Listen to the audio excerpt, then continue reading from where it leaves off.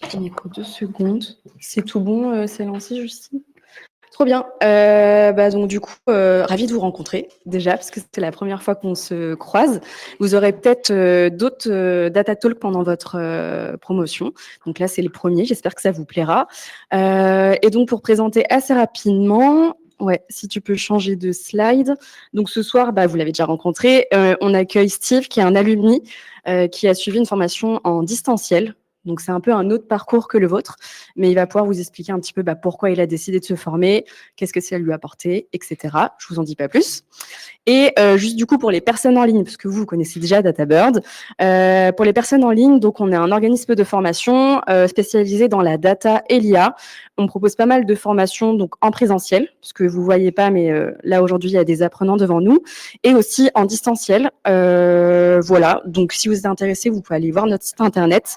On propose pas mal de formations, métiers et compétences. Et voilà, assez rapidement, on a une grosse communauté de 4000 apprenants. On a une très bonne note aussi sur la qualité de nos cours. Mais je vais arrêter là sur la présentation et je vais très vite passer la parole du coup à Steve pour se lancer dans la conférence. Et donc, je te laisse la main. Merci beaucoup. Salut tout le monde et merci aussi à DataBird de m'accueillir ici. N'hésitez pas à me couper si vous avez des questions, s'il y a des choses. Je vais essayer de faire aussi simple que possible parce que je sais que ça peut pas être évident pour tout le monde de comprendre mon métier. Donc déjà, avant de me lancer dans la data, donc moi j'ai eu un master en finance, contrôle de gestion, audit à l'ESC Clermont.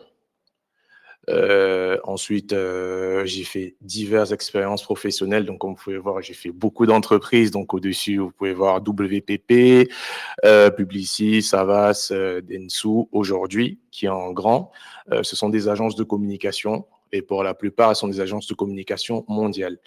Et en parallèle de ce que je fais aujourd'hui, j'ai eu la chance et l'occasion aussi de rejoindre une formation à distanciel, comme Aurélie vous l'a dit, justement chez DataBird, pour compléter en fait un parcours de data analyst ou comprendre un peu mieux ce métier et voir en fait s'il fallait que je change de métier, donc totalement loin de ce que je faisais, ou alors que je reste dans mes bases, mais en rajoutant justement cette couche data et IA que je vous expliquerai par la suite. Mais avant de vous parler de mon quotidien, je veux savoir s'il y a des gens qui savent c'est déjà quoi le programmatique. Vous avez déjà entendu parler un peu vite fait. Donc, pour faire court, en fait, je vous ai dit, je travaille dans une agence de communication qui s'appelle Dentsu, c'est une agence japonaise de publicité mondiale. Et en fait, l'idée, c'est de communiquer pour des clients annonceurs, toutes les marques que vous connaissez, McDonald's, des voitures Stellantis et autres, ont besoin de communiquer, comme vous pouvez voir à la télé. Et en général, elles vont le faire soit en interne, soit via des agences. Et quand elles vont voir des agences, elles leur donnent un budget qu'on appelle budget média. Et ce budget est utilisé justement par nous, qu'on nous appelle aussi des médias traders, des traders, donc ceux qui vont acheter de la publicité, justement, dans l'idée d'utiliser ce budget pour diffuser de la publicité, mais pas à n'importe quel coût ou encore moins sous n'importe quel contexte. Donc, il y a plein de petits paramétrages justement à respecter pour pouvoir diffuser ces publicités et c'est en fait l'essentiel de mon travail. D'où justement cette slide sur mon quotidien. Donc, c'est quoi un quotidien de senior programmatic trader, sachant que moi, je suis passé aujourd'hui lead. Ça va être, comme je disais, de trader, donc de prendre ces budgets et d'aller les insérer dans des plateformes qu'on appelle plateformes d'achat.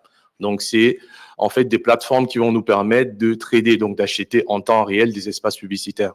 Et pour faire court, c'est quoi? C'est j'ouvre mon téléphone, j'ouvre une application, Match en direct, Le Monde, Figaro, et je suis en train de scroller, je tombe sur une publicité. Cette publicité, il y a eu un fight qui nous a permis, nous, entre traders, de faire des enchères et d'acheter ces espaces. Et ça, on le fait via des outils qu'on appelle des plateformes d'achat et c'est automatique. Donc, il faut se dire qu'avant mon métier, en fait, c'était fait comme le troc. C'était, je viens te voir, tu es publicitaire, j'ai un budget, je te dis, je veux diffuser de lundi à samedi. Toi, tu me donnes tu me donnes des garanties, tu pourras faire 100 000 diffusions. Et moi, je te dis, banco, on fait ça, on se salue et on se revoit une semaine après. Alors, est-ce que j'ai diffusé? Oui. Personne ne pouvait vérifier.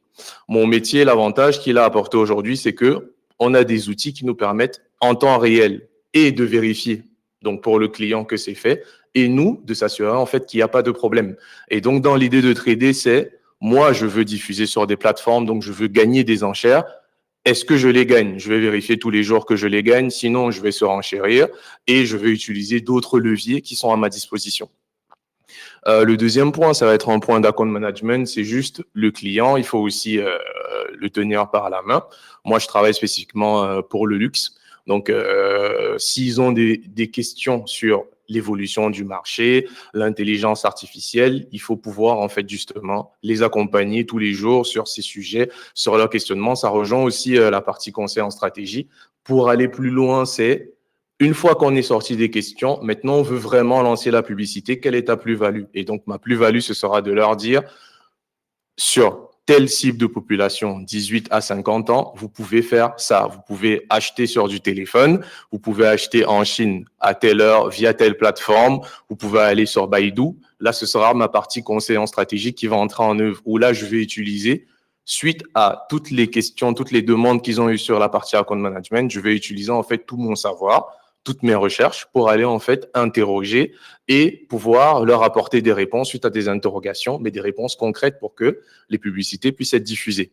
Et après, l'autre aspect qui est parfois moins fun, c'est des réunions. Donc, on a plein de réunions parce qu'il y a aussi plein de sujets en parallèle à côté qui vont être de faire grandir l'agence, qui vont être de répondre à des problématiques RSE et qui vont aussi être de faire de la veille sur tout ce qui va être intelligence artificielle. Donc, nous, on travaille beaucoup avec Microsoft et Copilot, par exemple. Ça, c'est des projets qui sont en cours pour pouvoir, par exemple, sur cette partie de réunion et l'autre parallèle des mails, automatiser des lectures de mails et aller plus loin en automatisant certaines tâches.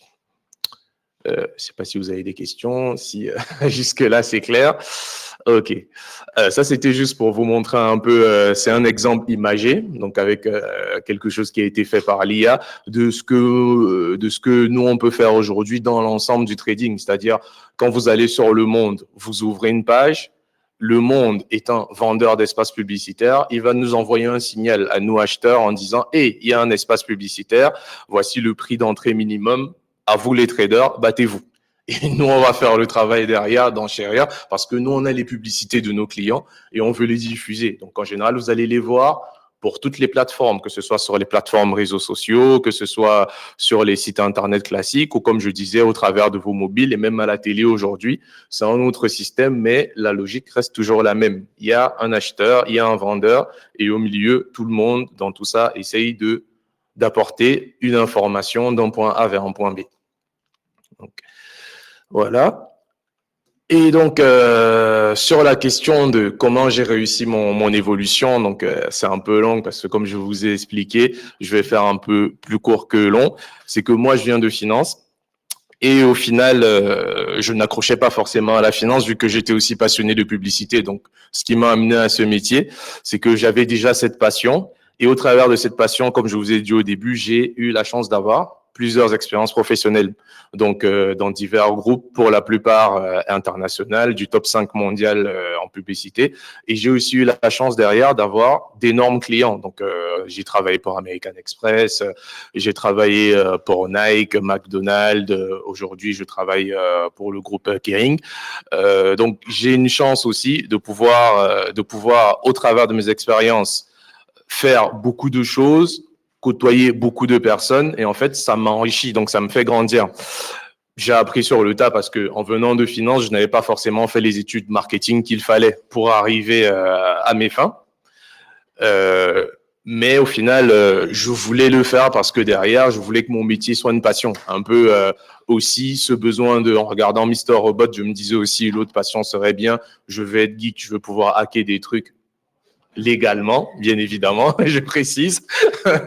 J'avais ce milieu, donc j'avais aussi dans un coin de ma tête de me dire j'aime la pub, mais j'aime aussi l'informatique, j'aime le code, j'aime toutes ces choses à la fois, mais on n'a qu'une seule vie, on ne peut faire qu'un à la fois. J'ai eu la chance de pouvoir combler un trou Et il y avait un autre qui était béant. Et plus mon expérience avançait, plus j'avais ce vide parce que, en fait, le métier que je fais aujourd'hui est très baigné avec l'intelligence artificielle, avec tout ce qui va être automatisation, mais surtout tout ce qui va être code informatique. Et au début de ma carrière, je voyais des projets. Ça fait une transition sur le point suivant. Pourquoi la data et l'IA? En fait, je voyais plein de projets qui étaient lancés par justement mes managers. Et le souci, c'est qu'on embauchait des freelances. Je pense que pour certains ici qui vont peut-être finir par être freelance, c'est bien pour eux. Mais l'idée pour celui qui est en CDI stable dans l'entreprise, parfois, c'était des projets qui ne se terminaient pas parce que le free, il fait 2 semaines ou 2 mois, je sais caricature. Après, il part. Le projet a commencé, mais est à 75%. C'est un projet qui nécessite des compétences informatiques, IA, code, que moi, je n'avais pas forcément. Et pour la plupart, j'étais souvent pas porteur de projet, mais juste dans le projet. Et donc, j'ai lancé au cours de ma carrière une somme de projets que je n'ai jamais pu finir. Donc, la frustration a commencé à grandir. Et c'est comme ça aussi qu'en rencontrant les équipes de DataBird, plus aussi l'initiative qui avait été donnée au travers des agences de former en fait le top management, je me suis dit, vas-y, pourquoi pas, lance-toi, parce que de toute façon, à un moment donné, tu auras toujours des projets dans ta carrière parce que c'est le cœur de ton métier, parce qu'il y a de l'IA autour de toi et parce qu'on a besoin de gens qui comprennent le code, qui savent écrire en code Python et qui, pour la plupart même, savent juste le lire, n'a même pas besoin de plus. Et sauf que avant, moi, je ne savais même pas lire. D'où ce que la formation m'a apporté. Déjà, ça m'a apporté aussi le fait de n'avoir plus peur, tout simplement, ni d'appréhension quand je vais voir un code informatique et de me dire, je peux aujourd'hui être honneur d'un projet de A à Z. C'est-à-dire que je prends le projet, je l'initialise et je sais que pour une fois, il n'y aura pas le point bloquant de il manque une personne avec les compétences techniques suffisantes pour pouvoir terminer le projet. Et c'est en fait tout ce cheminement qui m'a conduit à faire la formation et aussi à rajouter justement de la data et de l'IA parce que nous, on répond beaucoup. Ça, c'est un exemple que je vous ai donné. Nous, on travaille beaucoup avec justement le code. Et aujourd'hui, les agences évoluent, les agences publicitaires évoluent. Ça, c'est ce qui va être possible de faire aujourd'hui, c'est prompter en fait nos outils. Ce que vous voyez tout en bas, avant la partie prompt, c'est ce que nous on fait ou qu'on a eu l'habitude de faire manuellement. C'est-à-dire quand on vous donne une campagne publicitaire, vous demandez un budget, vous demandez un lieu, vous demandez une tranche d'âge, vous demandez des caractéristiques autres telles que une affinité. Est-ce qu'il aime les voitures? Est-ce qu'il aime les tortues ou les lapins? Voilà, vous posez des questions au client comme une sorte de cahier de charge et tout ça, vous allez le retranscrire manuellement. Ça prend un certain temps. Aujourd'hui, il suffira là d'entrer dans la barre de recherche, de lui faire un prompt, comme on fait classiquement aujourd'hui quand on va rentrer dans ChatGPT ou Gemini, dans autre. Vous lui faites un prompt, vous lui dites, voilà, la cible que je cherche, elle a entre 18 et 50 ans, elle est consommatrice de manga, voilà, elle aime bien regarder des émissions entre 23h et telle heure.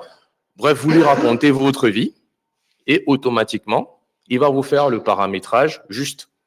Un peu comme l'évolution, les agents IA qui arrivent aujourd'hui, c'est-à-dire que notre métier va évoluer dans le sens où même moi, si je n'avais pas cette compétence, parce que l'avantage de la formation qu'elle vous apporte, c'est d'avoir la compétence de compréhension et aussi derrière d'explication et parfois de correction d'erreurs. C'est-à-dire que tu peux prompter, mais si tu ne promptes pas à 100% ou tu promptes à 98%, il te donnera la réponse à 98%.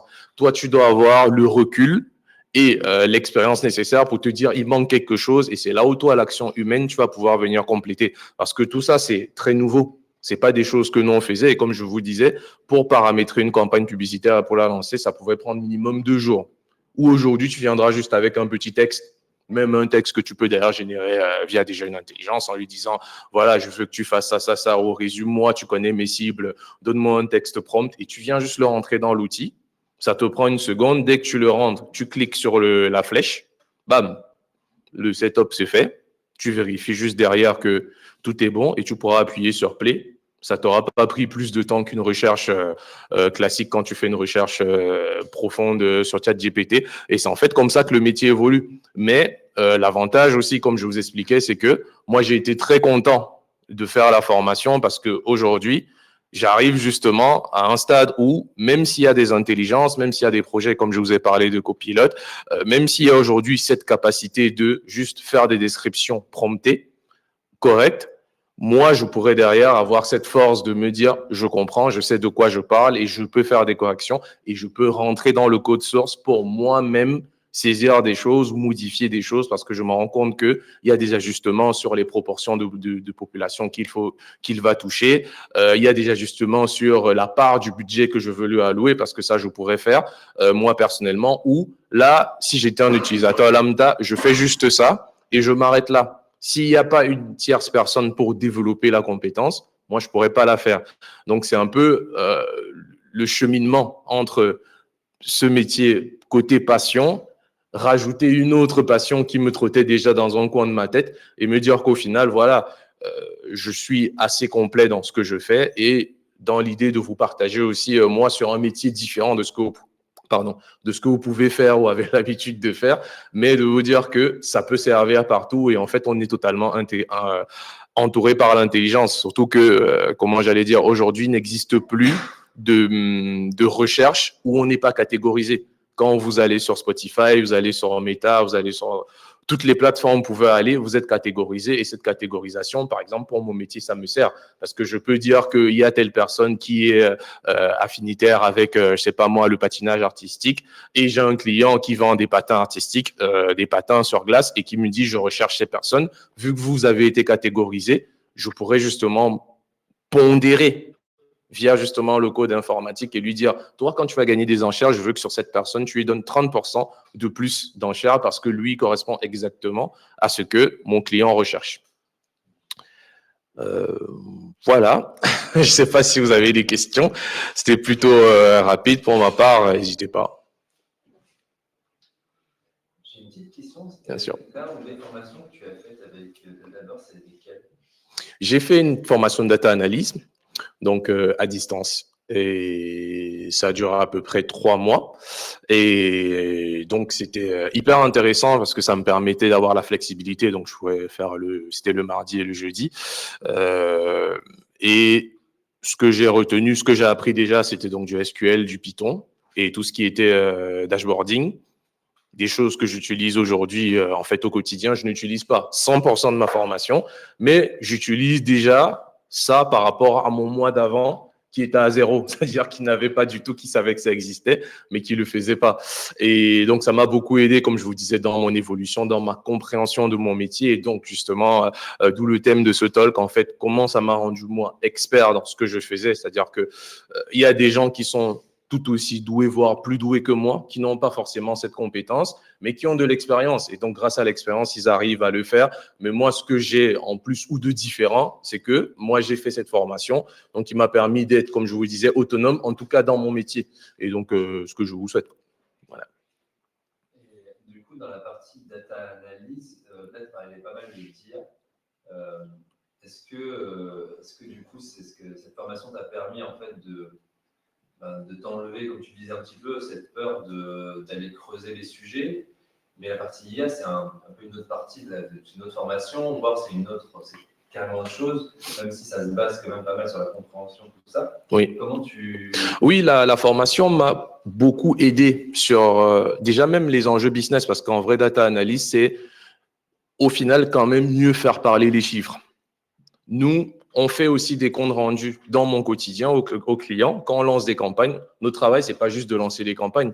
Derrière, il faut faire un compte rendu en se basant sur des KPIs, donc comment je vais dire, des chiffres ou des curseurs qu'ils vont nous donner de bons résultats. Ça, on savait déjà le faire, tout le monde le fait par PowerPoint. Si on t'a demandé de toucher 10 000 personnes, on en a touché 9 998, soit, je sais pas moi, 98% de la cible, ça s'arrête là. Ce que la formation m'a apporté en plus, c'est un traitement supplémentaire, c'est-à-dire notamment avec des outils graphiques, même via Python, je peux aller justement creuser plus loin que leur donner juste des résultats basiques. je peux aller creuser moi dans mon audience, donc dans toutes les personnes que j'ai touchées, pour peut-être voir la part de personnes qui est repartie suite à la publicité qui a été touchée et potentiellement proposer une stratégie de retravail sur ces personnes qui sont parties sans même avoir donné la chance à la publicité d'être totalement affichée. Donc, la formation m'a permis d'avoir cette intuition de je peux creuser plus loin, je peux utiliser mes compétences, justement, que ce soit SQL et principalement en Python.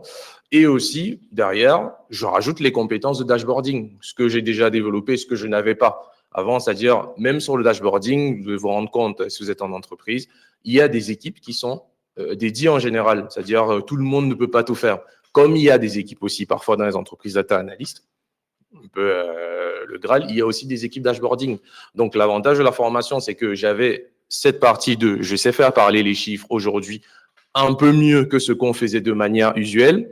Je sais aller creuser pour aller voir plus en profondeur un résultat ou aller chercher quand il y a un bug, et aussi je sais présenter mieux. Donc, ce que la formation m'a apporté, c'est-à-dire j'ai développé de nouveaux outils que je peux justement partager en interne, qui peuvent aider mon client en temps réel quand il a besoin de savoir si une campagne fonctionne, si on va la reconduire ou pas, ou alors s'il y a juste une veille à faire, je peux faire une veille automatique, notamment où vous verrez le web trapping. Ça, c'est quelque chose qu'on apprend en formation. Et nous, ça nous permet de faire de la veille. Mais la veille que tu faisais avant, c'était moi, je vais chercher. Je vais sur un site LinkedIn, par exemple. Je scroll. Là, je viens juste, je fais du web scrapping. Donc, si vous êtes déjà à ce stade-là, je tape ce que j'ai à taper sur ma barre, sur la partie recherche. Je fais les connexions API. Et après, ça se fait tout seul. Ça me fait gagner ce temps. Mais c'est la formation qui m'a appris ça. C'est pas moi qui suis allé à l'ancienne où il fallait que je consulte 5, 6, 7 sites quand j'avais le temps, que je m'abonne à toutes les newsletters. C'est par exemple des plus que moi j'ai gagné sur la formation. C'est sûr que l'IA est un volet à part, mais en fait pour moi tout est lié parce que moi je travaille aussi avec beaucoup de data des clients, data des revendeurs, et comme je vous ai montré sur l'exemple précédent, nous, on rajoute aussi des prompts, justement, qui font améliorer aussi ce qu'on fait. Et c'est des choses qu'on apprend en formation aussi ou tout seul. J'ai l'impression qu'il y a la partie où il y a une certaine indépendance, si on peut dire, sur la data, ou un peu plus d'indépendance sur la data. Et donc, tu disais, il n'y a pas forcément d'équipe data analyst ou data dashboarding. Du coup, là, maintenant, tu peux le faire toi-même et même aller peut-être plus loin qu'on aurait pu faire. Et tu as une partie où tu as, si tu me dis si je me trompe, c'est peut-être moi qui non, pas de souci. Tu as pu savoir jusqu'où tu pouvais aller avec ça, et tu te dis, maintenant je sais que je peux avoir telle information avec la data analyse. C'est ça. Et je peux creuser un peu plus si j'utilise de l'IA avec des prompts, etc. En fait, un peu, tu vas chercher maintenant de l'IA, mais avec. Voilà, avec plus de sagesse, je dirais. C'est-à-dire, je vais dire que je ne suis pas juste un utilisateur. C'était un peu ça la différence et ce que la formation vous apportera. C'est-à-dire, je ne suis pas juste un utilisateur qui utilise.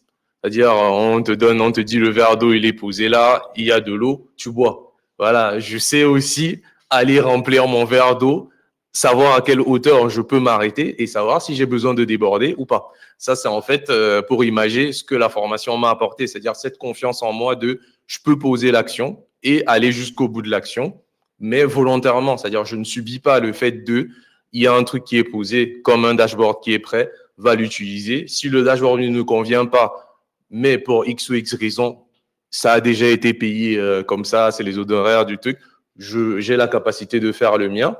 Si il n'y a pas d'équipe de data analyst qui a déjà fait une certaine recherche et que moi j'ai besoin, et que comme souvent vous allez rencontrer si vous êtes en entreprise, quand vous allez les voir, ils sont en général soit en sprint, soit ils ont déjà eux leur to-do qui est surchargé, donc même le temps de te répondre, il n'a pas forcément, il va te générer un script et te dire normalement press to play, ça va marcher.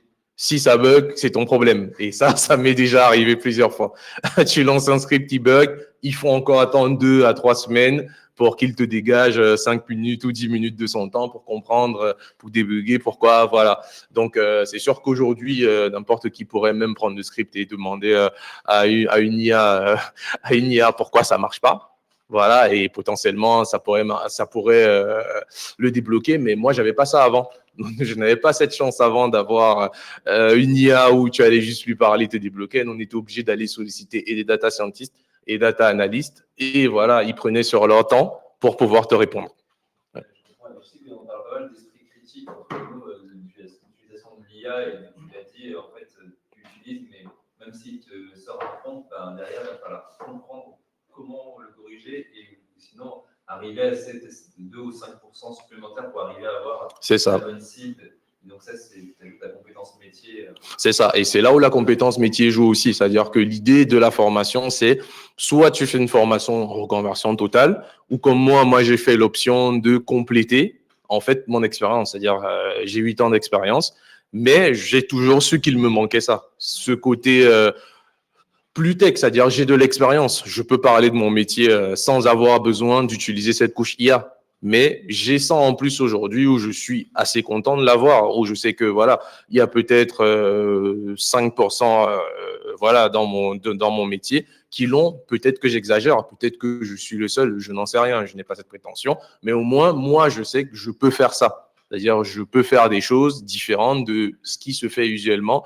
Et aussi, je peux comprendre les nouvelles choses qui arrivent et je peux corriger. S'il y a un problème, s'il y a un souci ou juste dans l'idée d'améliorer en fait ce qui a été fait. C'est-à-dire, je veux bien toucher l'audience, comme je vous disais, je peux faire des pondérations parce que je saurais rentrer dans le code source et me dire, ici, j'ai besoin de faire une modification parce que voilà, ça ne me convient pas ou alors ça ne donne pas le résultat attendu. Donc, je peux faire la modification personnellement. Ou avant, tu te serais dit, oh non, je vais tout casser. Si je rentre là-dedans et je touche à ça, si ça marche plus, je ne saurais pas quoi faire. Et c'est l'avantage et c'est aussi la confiance que vous donne la formation. Voilà.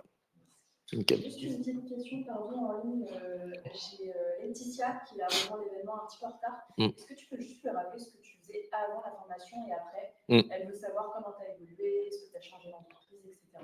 Oui, avant la formation, je peux revenir rapidement sur les slides. Donc, comme j'ai dit, j'ai été diplômé en finance, mais j'ai toujours fait le même métier en soi parce que quand j'ai quitté la finance, quand je suis sorti de mes études, j'ai essayé divers métiers de finance, notamment le contrôle de gestion, l'audit.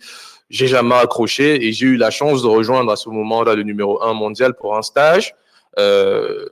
Et je suis arrivé tout de suite, j'ai vu des publicités, McDonald's, Nike qui se faisaient. Moi, je devais juste faire des Excel. Je suis allé dire à toute ma famille, vous voyez toutes les pubs, là, c'est moi. Voilà, tu vois la pub Nike, c'est moi. Donc, du coup, je m'en vantais parce que j'étais en fait enfin content d'avoir pu intégrer ce monde, de pouvoir me dire, ça y est, je travaille dans le milieu publicitaire, même si c'est pas exactement ce que je veux faire. Et pour toutes les entreprises que vous voyez au milieu, plus ou moins, au-dessus, c'est des agences publicitaires. Donc, les agences publicitaires, c'est les mastodontes du marché, c'est ceux qui reçoivent les gros budgets de toutes les marques et qui font de la pub. Mais en dessous, vous avez ce loger que vous connaissez. Voilà, j'ai travaillé pour eux pendant 3 ans et demi où, voilà, moi, j'étais sur la partie location immobilière, de vacances, de luxe, un peu tous les secteurs qu'ils peuvent avoir et principalement sur les rentrées scolaires. Et les deux autres à côté, Locala, Vectory, c'est toujours dans de la publicité, mais là, c'est des publicités qu'on appelle drive to store. C'est conduire une personne vers un magasin via son mobile. Par exemple, tu passes devant un concessionnaire Audi et tu as une pub qui est dans ton téléphone qui arrive et qui te dit, tiens, ta concession est dans 200 mètres. Et quand tu cliques, tu as une map qui te redirige. Donc, c'est des technologies spécifiques qui sont intéressantes à comprendre dans la publicité. Et qui te permettent aussi de te dire que c'est divers et varié. Donc, la publicité, c'est pas juste je lance des pubs, mais tu as plein de technologies autour, même les panneaux que vous voyez, des JC Déco, des affichages qui bougent, ça reste de la publicité aussi de mon métier. Donc, j'ai toujours fait la même chose et avant de rejoindre Dentsu, donc j'ai fait la formation. C'est vrai que là, je mets Dentsu, mais peut-être j'aurais mis DataBird à la place de Dentsu. Avant de rejoindre Dentsu, j'ai cette opportunité de travailler, mais pour le luxe aujourd'hui. Je réfléchissais à un changement de carrière, c'est-à-dire aller vraiment vers la data analyse et enfin rejoindre ce côté où je me disais, ça y est, j'ai fait 7 ans de publicité, il me manque un aspect de ma vie à combler qui est la partie code informatique et qu'est-ce que je peux faire. Et donc, je m'étais renseigné, j'avais aussi vu des témoignages d'anciens de DataBird, je m'étais renseigné, j'ai trouvé sympa, j'ai eu un bel accueil et je me suis lancé. Et quand je terminais la formation, j'ai eu des échanges avec les équipes de Dentsu et dans la DGA. Et je lui expliquais le projet que j'étais en train de faire en lui disant, voilà comment je comprends la publicité, mais voilà le manque auquel j'ai toujours eu affaire et voilà la réponse que moi j'ai apportée et que je sais qui sera bénéfique, pas seulement à ce client spécifique, mais à toute l'agence. Et voilà comment moi je pense mon métier, c'est-à-dire mon métier aujourd'hui, il ne peut pas juste être de je comprends mon métier, mais il faut aussi aller de l'avant et rajouter une couche data plus intelligence artificielle. Donc, voilà un peu le cheminement de mon parcours. J'espère que j'ai pu répondre à sa question. Okay. Et je crois qu'il y avait encore une question, oui. Une question plus terre à terre concernant la formation d'elle-même. Donc, dans l'apprentissage des différents logiciels SQL, Python, est-ce que tu as rencontré des difficultés? Si oui, qu'est-ce que tu as pu mettre en place avec les formateurs? Voilà, je voulais savoir comment ça s'était passé au niveau de l'apprentissage. Ouais. Au niveau de l'apprentissage, comment ça s'est passé et si j'ai rencontré des difficultés? Oui. Oui. Honnêtement, je ne vais pas vous mentir, c'est fun au début. Tu commences, tu vois tu as une partie data, c'est la partie théorique, c'est super. Après, tu enchaînes avec SQL. Ça a été une partie, comment je vais te dire, révélatrice. Et quand je suis arrivé à Python, qui était beaucoup plus complexe, où j'ai eu un moment de recul, où je me suis dit, est-ce que je continue? Voilà. Mais je savais aussi derrière quelle était la finalité.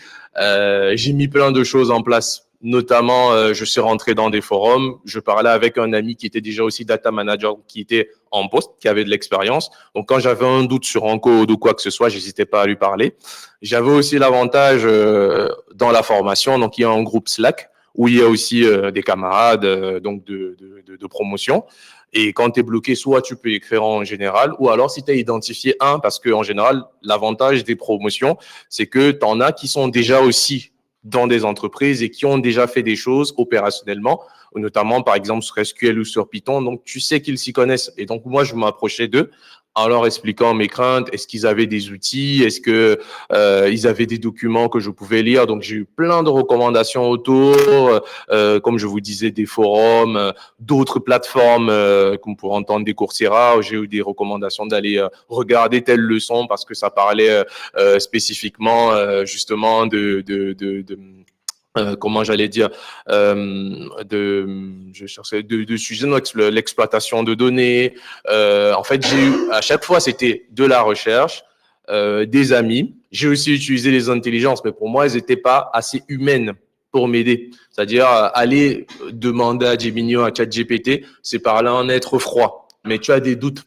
Tu as des doutes. À ce moment-là, la formation, je dis pas qu'elle est insurmontable vu que je l'ai validée, mais il arrive un moment où tu as un doute, tu remets tout en question, tu te demandes pourquoi je suis en train de faire ça, pourquoi je me fais mal. C'est ce moment où tu as besoin d'une épaule voilà, pour te conseiller. Donc, en interne chez DataBird, j'ai eu plein de personnes et les accompagnants que vous avez justement pendant les formations, vous pouvez les contacter même en off. Ils ont du temps, ils vous répondront et ils répondent d'ailleurs toujours. Et sinon, entourez-vous. Parler à des alumni, un groupe d'alumni justement de gens qui sont sur place, qui ont intégré des entreprises, qui ont même déjà des équipes qui forcément vous donneront un coup de main. Et sinon, faites comme moi, cherchez des amis, cherchez tout ce qui peut vous aider, d'autres plateformes, parce que c'est ce que j'ai fait moi pour m'en sortir personnellement quand c'était dur et pour pas lâcher l'affaire, parce que je m'étais dit, t'es déjà arrivé là, voilà, t'as sollicité une somme, bien évidemment, donc il n'y a pas de marche arrière, donc il faut y aller. Donc derrière, c'était de toute façon, tu y es déjà. En plus, rappelle-toi pourquoi tu le fais, parce qu'en fait, tu kiffes et que demain, tu pourras le dire. Je peux vous répondre parce que voilà, j'ai la légitimité. Donc, j'ai essayé de trouver toutes les motivations personnelles pour pouvoir y arriver, même quand c'était complexe. Je travaillais plus, c'est-à-dire je me donnais plus de temps aussi personnellement pour revoir une notion.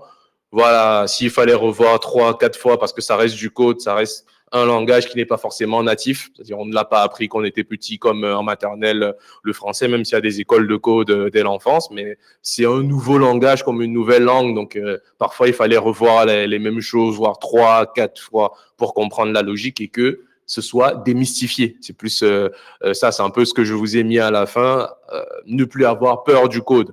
Parfois, vous pouvez demander, j'ai fait l'expérience, vous pouvez demander à un data scientist une aide et vous envoie un pavé comme ça. Et il vous envoie avec des inner joins, des machins, des trucs. Il vous envoie que des jointures de malades avec des CTE. Il mélange tout ce qu'il peut mélanger et il vous donne, il vous dit, voilà la solution. Moi, je me rappelle, la première fois que j'ai reçu ça, j'ai eu peur. Je me suis dit, waouh, le gars, il est trop fort. Ça se trouve juste, voilà, il voulait juste que je ne pas le déranger parce qu'il aurait pu simplifier le truc. Je le dis aujourd'hui de mémoire parce que je m'en souviens et que je suis sûr qu'il aurait pu simplifier, qu'il n'aurait pas forcément utilisé ça, qu'il aurait peut-être utilisé voilà, des CTE, donc pour ceux qui ont déjà fait la partie SQL. Et je me dis, en fait, c'est ça qui est beau, c'est que derrière, tu as ces moments de doute, tu as ces moments de difficulté, mais après, tu as ce recul de te dire, c'est bon, ça ne me fait plus peur. Je peux y aller et c'est l'avantage de ne pas lâcher. Donc, j'en ai parlé avec un ami qui voulait justement être en formation aussi, donc rejoindre le prochain batch de DataBird.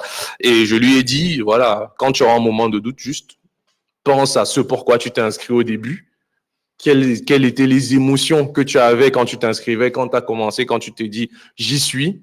Et oublie ce moment parce que voilà, le temps va passer et à un moment donné, tu te diras, juste, je l'ai fait.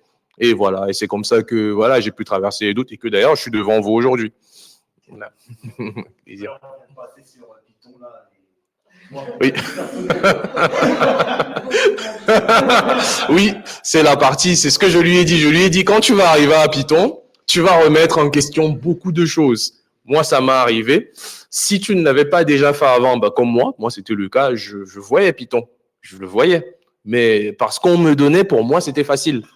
Mais une fois que j'ai commencé à rentrer dedans, une fois qu'on a commencé à passer les chapitres, à arriver sur des parties un peu plus techniques, voilà, et des parties techniques où parfois tu es seul face à toi-même. C'est-à-dire que limite, je veux dire, même la visualisation d'un Python finalement devient plus facile quand tu as traversé Panda. Mais une fois que tu as vu, tu arrives sur Panda, tu te dis, ah ouais, là on entre vraiment dans le vif. Mais une fois que vous aurez le recul, vous vous rendrez compte que c'est toujours la même chose. Il faut juste savoir utiliser toutes les étapes de aide, de décryptage, de trucs. Et après, tu sais ce que tu recherches. Si tu sais déjà ce que tu recherches, tu sauras juste ce dont tu as besoin pour aller au bout. Et tu n'auras pas besoin de toute la librairie. Et c'est ce que je vous expliquais. Voilà, quand une personne veut se débarrasser de vous, il vous donne toute la librairie. Et il vous dit, débrouille-toi avec ça. Ou alors, tu peux avoir la solution. Mais évidemment, c'est pas la solution. Et je peux comprendre aussi la personne qui a pris ce temps de faire la formation. Et voilà, et qui se dit, même pas. Peut-être qu'il a fait des études, voilà, comme les fondateurs HEC ou autres. Et il n'a pas ce temps parce que lui, il a galéré comme vous êtes en train de galérer aujourd'hui et il n'a pas le temps de te rendre la vie facile. Donc, c'est à toi de faire le pas, d'aller t'inscrire et de faire la formation. Donc, c'est pour ça que je dis c'est intéressant et honnêtement, une fois que tu auras traversé ça, tu vas pouvoir en rire, tu vas pouvoir un peu, tu auras l'effet bodybuilder. Tu vois, tous là, quand ils sont musclés et tout, qui sortent de la salle, ils ont toujours un sourire, ils te regardent de haut. Ben, c'est la même chose. Celui qui comprend pas le code, tu as le droit de lui dire petit sourire, voilà tout ce que tu lui dis. Et ça s'arrête là.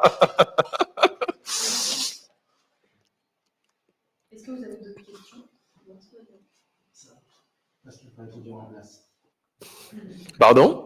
Parce qu'il a posé la question que je voulais poser. Ah. Sur la confiance aussi, ouais. C'est vrai qu'on doute énormément. Moi, c'est une claque, clairement. Mais c'est rassurant d'entendre que, voilà, que tout le monde est passé par ça. Oui, oui. Et qu'il faut vraiment réagir. Oui, en fait, il faut pas se laisser aller. Je ne dis pas que c'est facile. C'est pour ça qu'on a Alumni et qu'on vous dit. Je ne dirai à personne que c'est facile. Voilà, ce serait mentir. Il y a des choses qui sont fun. Moi, je trouve hyper fun.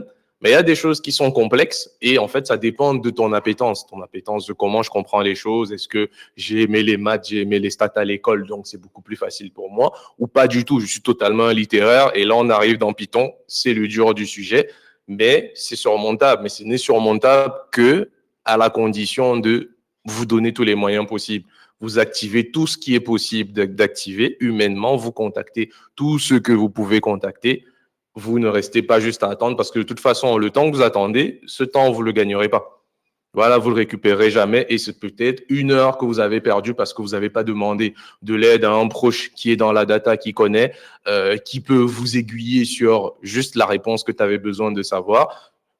Le temps que vous avez passé à broyer du noir, ça peut être du temps perdu où vous auriez parlé à un proche en disant « là, c'est dur, machin, est-ce que tu penses que je vais y arriver ?» Et il te rassure en te disant oui, tu vas y arriver, tu as bien eu ton bac, tu as bien eu ton master, pourquoi tu n'aurais pas une formation voilà, en code. Donc, c'est juste ce cheminement, voilà, c'est ce cheminement, en fait, qui vous fait, quand vous allez arriver sur la partie data viz, vous allez vous dire, c'est bon, on y est, on y est.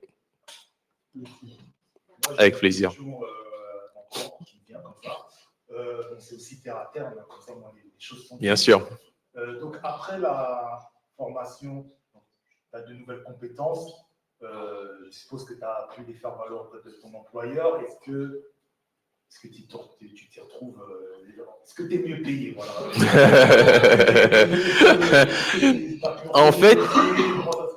En fait, j'espère qu'à long terme, je serai mieux payé comme on s'entend. Parce que dans l'idée, actuellement, ce n'était pas mon but. Le but que je recherchais quand j'ai fini la formation, c'était d'appliquer. Je voulais appliquer. Donc, certes, je ne voulais pas être dans des standards en dessous de ce qu'il me fallait pour payer mes charges, ce que j'ai pu avoir, mais je voulais ne pas non plus perdre parce que, pour vous dire, j'ai déjà commencé des formations justement en essayant de comprendre le code où j'ai tout lâché. Et en lâchant, chaque fois que je revenais, je me rendais compte que j'avais l'impression de repartir de zéro. Donc, j'avais un impératif, c'est soit je change, j'étais déjà en process pour intégrer des équipes de data analyse, soit quand je vais intégrer une entreprise, si je reste dans le monde que je connais, je dois impérativement utiliser parce que c'est le seul moyen, de ne pas perdre la formation, de la valoriser et toi, de rester justement au contact de ce que tu as fait, c'est-à-dire de tout ce que vous avez galéré à apprendre. Je m'étais dit, je n'ai pas passé ces temps. J'ai même fait la formation vu que j'étais à distanciel où j'étais en vacances et je disais aux gens, ouais, là, j'ai 2 semaines de vacances, mais dans les 2 semaines, j'ai la formation là et je dois me dégager ce temps pour étudier, mais j'étais en vacances. Donc, j'ai pris tout ce temps et je me disais, ce temps, il ne peut pas être perdu. Je ne peux pas sortir de là et juste retourner et me dire, je vais continuer comme avant. Non. Je dois impérativement l'utiliser. Et aujourd'hui, l'idée, c'est je l'utilise. J'utilise au quotidien ce que j'ai besoin de faire ou pas forcément. J'ai des quotidiens où j'ai que des réunions, mais c'est pas grave. Je sais que je les utilise. Pourquoi? Parce que demain, quand ce sera nécessaire, je pourrai mettre ça plus en avant qu'autre chose. Mais aujourd'hui, l'idée, quand je suis sorti de la formation, c'est un peu comme tu sors de la formation, en te proposant un poste de junior, en te disant, oh non, moi, j'ai pas fait tout ça pour. Non. Soit tu veux appliquer ce que tu as appris, soit non. Si tu as la possibilité tout de suite de sortir et d'avoir exactement tout le paquet salarial qui te va, c'est génial. Voilà, c'est génial. Mais dans l'idée, dites-vous aussi que si vous n'appliquez pas quand vous allez sortir, vous allez perdre. Voilà. En parlant d'appliquer quand on sort, est-ce que tu as toujours été en poste en fait avant la formation Non. Non. Je vais me poser la question sur les projets perso. C'est-à-dire, est-ce que tu t'es dit que ce serait intéressant pour toi d'aller voir sur DataGroove ou n'importe quelle base de données et te dire, OK, là, je vais trouver une problématique, je vais le faire et je vais la valoriser, ou c'est intéressant. Est-ce que c'est, déjà, ce que tu as pensé et tu as voulu le faire, et deux, si tu l'as fait, est-ce que tu as trouvé ça très intéressant de pouvoir développer justement sur des projets personnels. Déjà, à titre personnel, j'ai des projets personnels et qui sont liés et à mon métier et au code que je mets de côté. Mais j'ai aussi, quand je faisais ces recherches, je vous disais dans les moments où c'était difficile et aussi sur des recherches d'après, DataBird d'ailleurs vous donne aussi des conseils sur si vous voulez faire des exos. En fonction des leçons, vous avez des outils, notamment Kaggle. J'y suis allé et j'ai tapé directement marketing, c'est-à-dire le métier que je fais. Et il y avait des problématiques comme notamment même les utilisateurs sur Netflix et tout. Je les ai pris, je les ai mis de côté. Pourquoi? Parce que je me suis dit, oui, je vais les faire. Je vais les faire. Oui, vas-y. Il y avait des corrections aussi dedans? Non. C'est ça que tu me poses une question, c'est que tu as une problématique, mais comment tu fais? Tu as des bases de données, tu as des trucs marketing, mais comment tu fais pour se dire, ah là, j'ai des insights que j'ai sortis, des informations que j'ai pu retrouver via ces bases de données ou via ces choses que j'ai pu creuser. Ah, c'est la bonne perspective.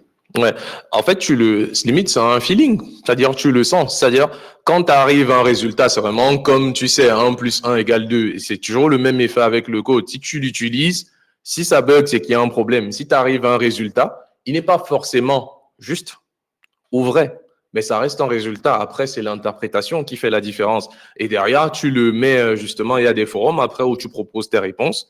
Et après, il y a des gens qui sont un peu plus expérimentés qui peuvent corriger tes réponses et te dire. Et, exactement. Il y a toujours ce côté de la partie de justement faire les exercices à côté. C'est que tu as des gens qui sont aussi là, qui, eux, c'est une passion. C'est un peu comme chess, c'est-à-dire jouer aux échecs justement en ligne. Tu as des gens pour qui c'est une passion justement de faire ça, de craquer des exercices ou alors d'en proposer. Donc, même parfois, la personne qui a proposé peut venir corriger en te disant, voici une réponse. En général, il n'y a pas qu'une seule réponse. Il y en a plusieurs. C'est pour ça que je disais, c'est un peu comme mon métier, c'est hyper vaste. Par exemple, si tu veux analyser un pool de population, si tu t'attends juste à avoir un résultat de 98%, c'est vrai. Mais ce que je vous expliquais, c'est est-ce que toi, tu t'es dit, moi, je veux aller retraiter les deux autres pourcents différemment?